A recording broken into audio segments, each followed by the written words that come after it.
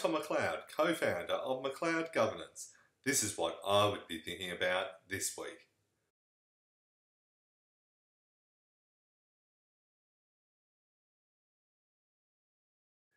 In November 1942, the Institute of Internal Auditors convened its first conference.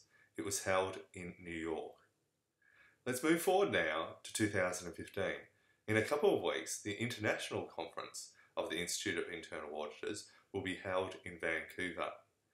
Going back over the last couple of years, we've had Boston, we've had Atlanta, we've had Orlando, we've had London. We have Vancouver this year, and next year we have New York. What is missing there?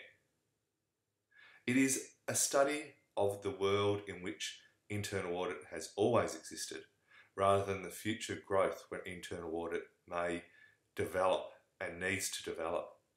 Where is the focus in these conferences on China? Where is the focus in these conferences on India? If you look at the program for the 2015 Vancouver conference, there is scant mention of China.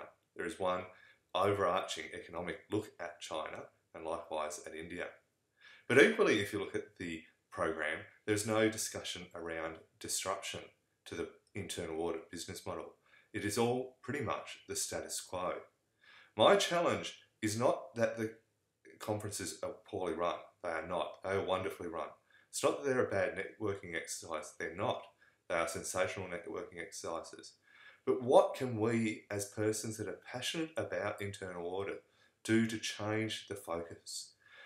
Perhaps the first step would be to host something more than the Global Council that was hosted in 2015 in Beijing in the fastest growing regions in the world.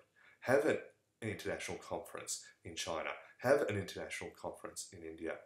If these conferences are only to make profit, then that's perhaps a good reason to keep them on the North American footprint. If they are to expand our understanding of what it is to be an auditor globally, then they have to move away from the shores of what Columbus discovered.